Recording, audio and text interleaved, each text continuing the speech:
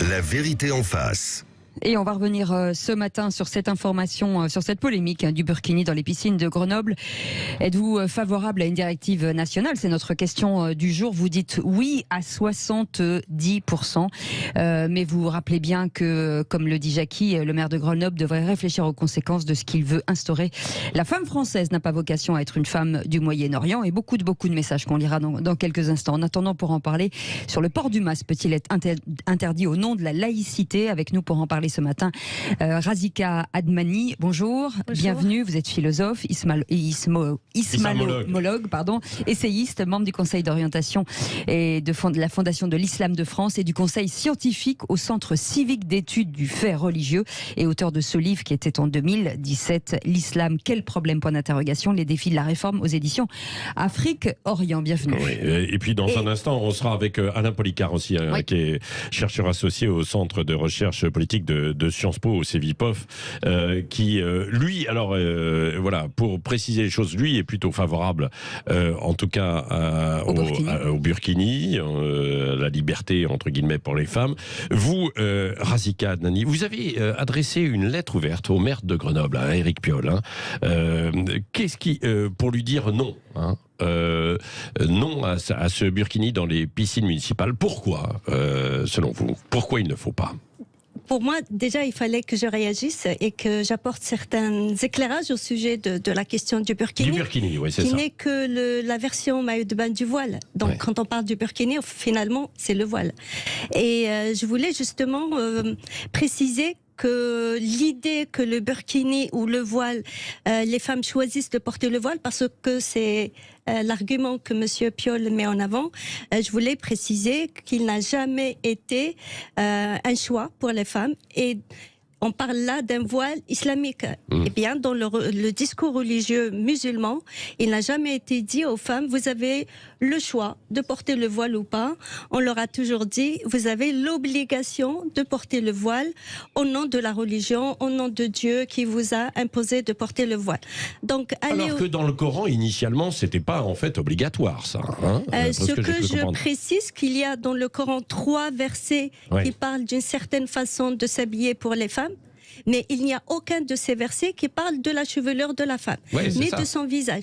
Donc, à partir de là, étant donné que la dissimulation de la chevelure est la pièce principale du voile, eh bien, à partir de là, on peut déduire, sans avoir peur de se tromper, que le voile n'est pas prescrit dans le Coran.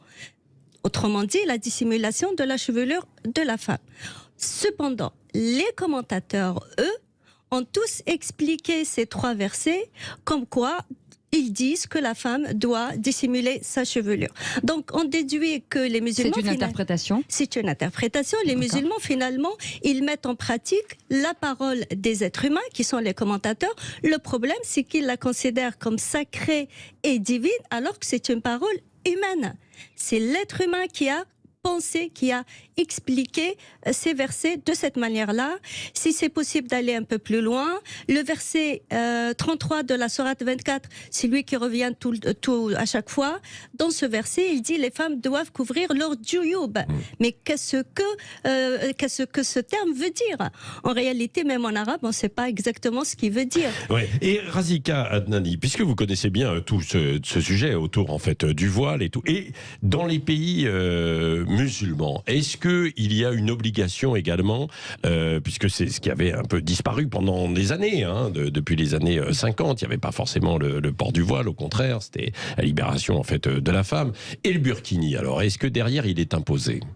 Le port du voile a été très critiqué, comme vous venez de le dire, au début du XXe siècle, avec l'époque qu'on appelle l'époque de la Nahda, qui est un terme arabe, qui signifie renaissance ou réveil. À ce moment-là, les acteurs de la Nahda, qui avaient l'objectif de moderniser les sociétés musulmanes, ont tout de suite dit on ne peut pas moderniser une société où la moitié des femmes, la moitié de la population, qui sont les femmes, sont cloîtrées à la maison et elles portent le voile qui encombre leur corps, donc ils ne leur permettent pas réellement de travailler. Même un des religieux les plus connus en Égypte, Mohamed Abdou, a dit que la femme égyptienne paysanne ne peut pas sortir de sa pauvreté avec un tel voile. qui lui encombre tout le corps. Donc le voile a été remis en question et les intellectuels, les politiques ont appelé à libérer la femme du port du voile. Ce qui a été fait d'ailleurs dans beaucoup de villes. Les femmes ont commencé à sortir sans se voiler et même les dignitaires religieux n'ont pas vu ça comme un inconvénient. On a des photos aujourd'hui de certains dignitaires de la grande mosquée de l'Azhar qui ont pris des photos en Égypte, oui, avec leurs femmes, avec leurs filles, leurs élèves qui n'étaient pas voilés.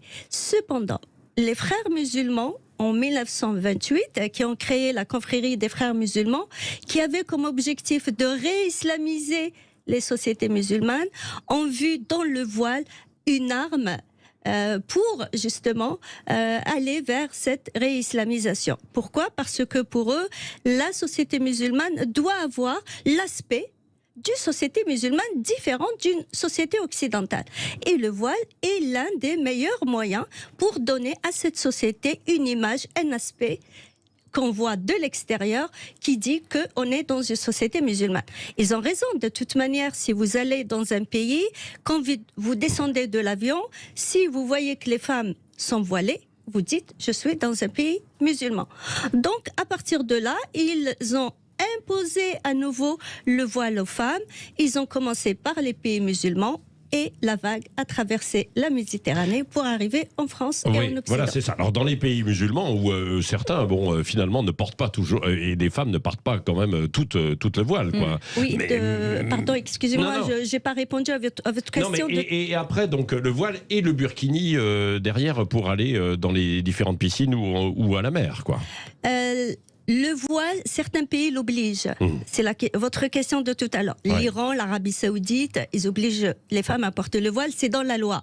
D'autres pays, non. L'Algérie, la Tunisie, le Maroc ne l'obligent pas. Elles n'obligent pas les femmes à le porter. Donc, on a des femmes qui portent le voile et d'autres qui ne le portent pas.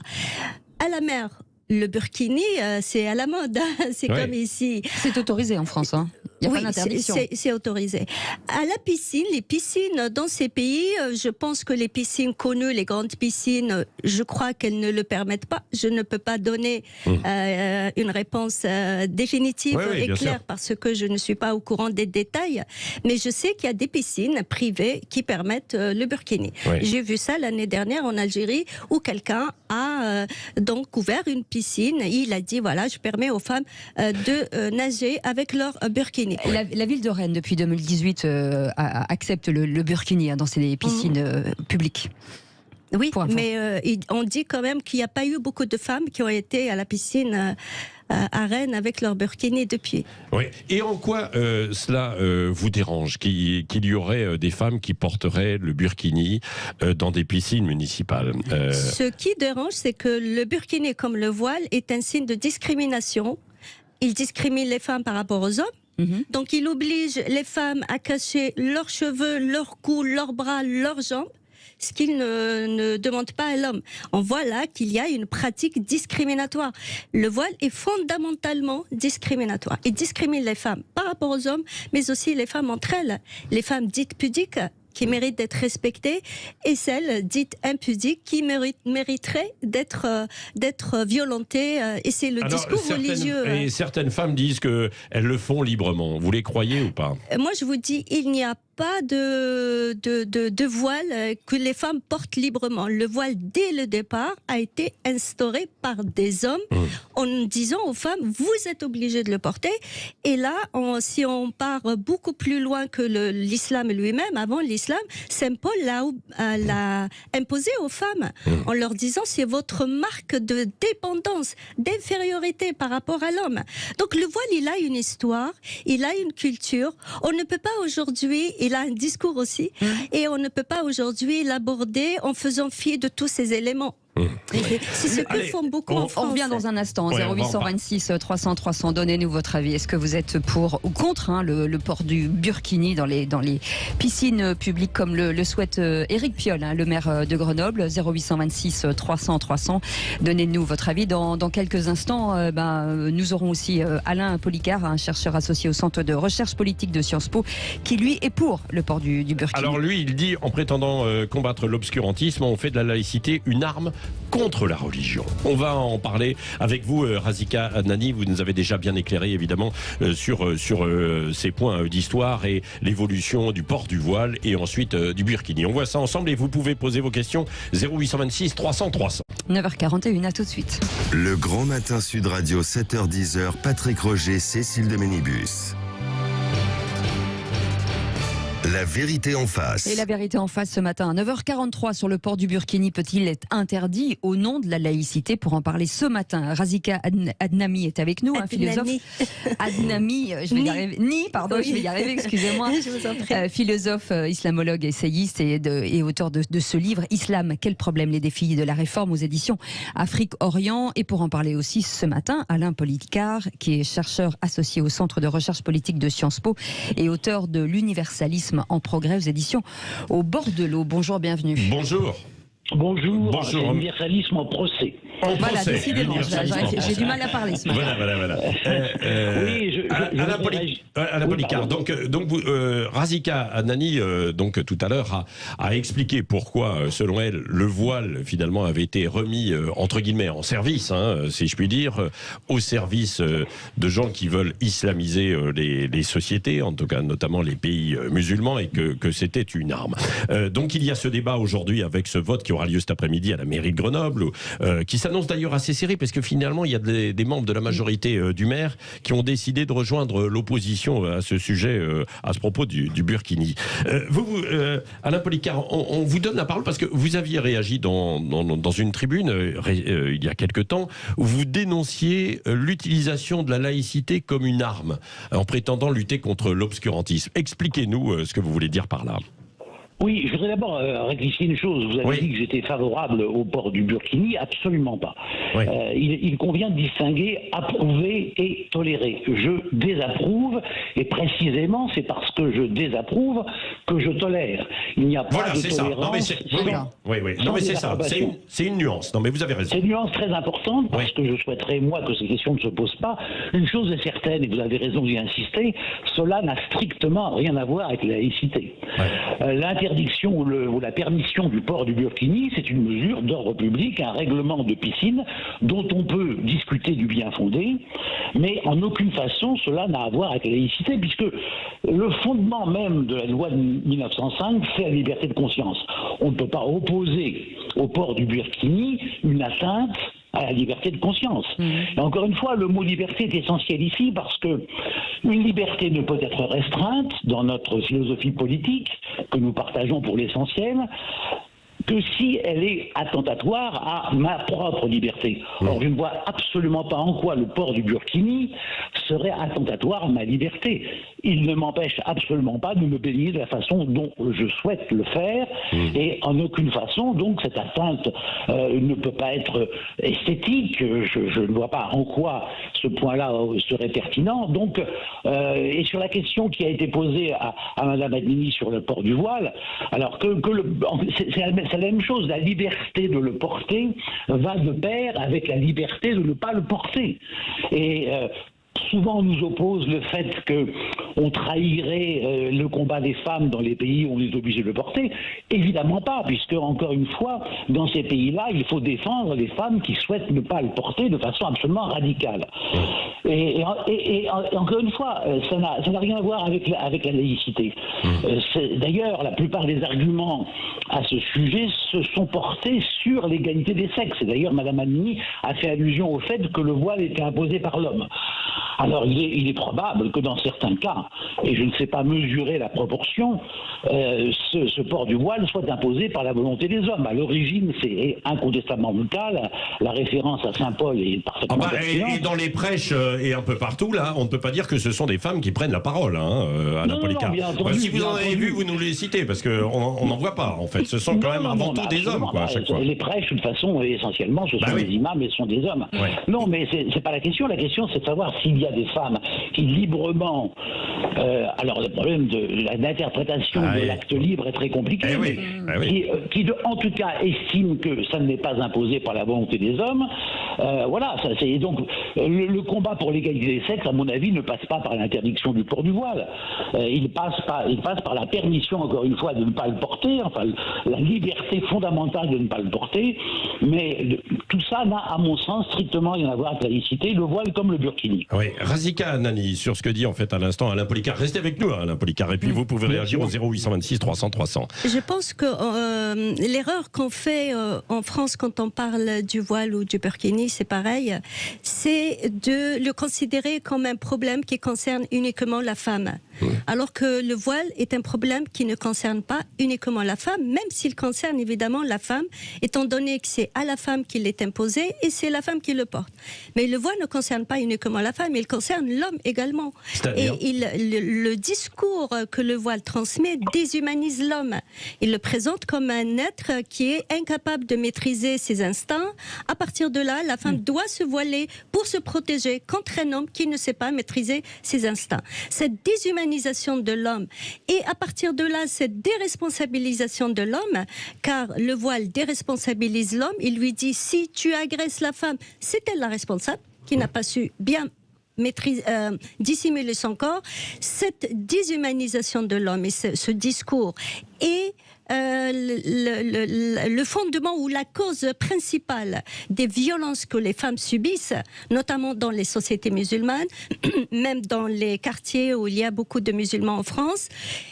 Et aussi, je peux l'élargir à d'autres violences, à d'autres comportements qui ne sont pas des comportements qui doivent exister en société, car l'instinct ne se limite pas à l'instinct sexuel. Quand vous apprenez à un enfant dès son jeune âge qu'il n'a pas de maîtrise sur ses instincts, il n'a pas de maîtrise aussi sur l'instinct de pouvoir, sur l'instinct de propriété, sur l'instinct de frapper l'autre. Enfin, il y a aussi d'autres instincts. À partir de là, on arrive à voir des individus, et je parle notamment des hommes, qui sont incapables d'avoir un comportement convenable en société. Et je répète toujours que je salue les hommes qui vivent dans les sociétés musulmanes, qui sont soumis à ce discours, mais qui se soustraient de ce discours et qui disent non, nous sommes responsables de nous-mêmes et nous sommes maîtres de notre corps.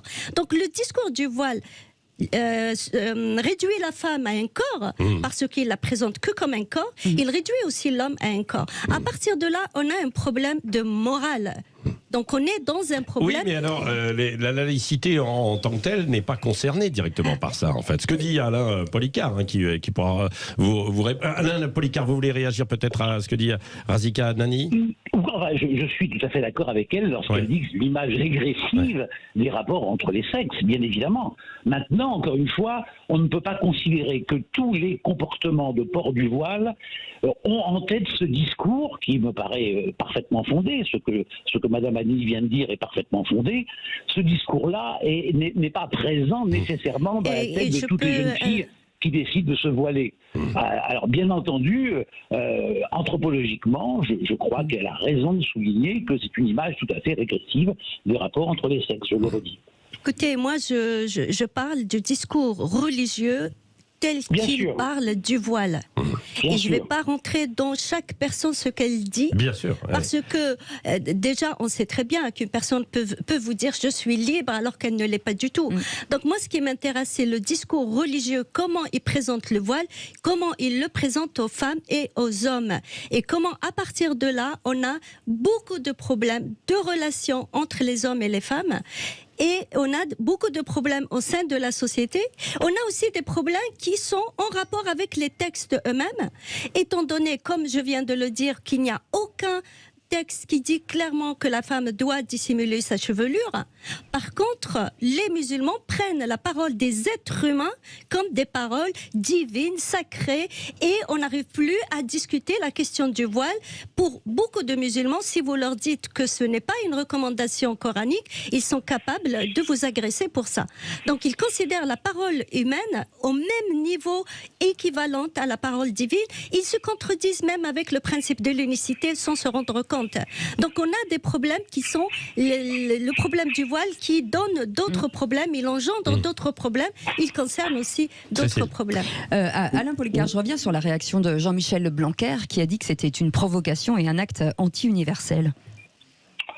Oui, enfin ça, Jean-Michel Blanquer est spécialiste de ce genre de provocation.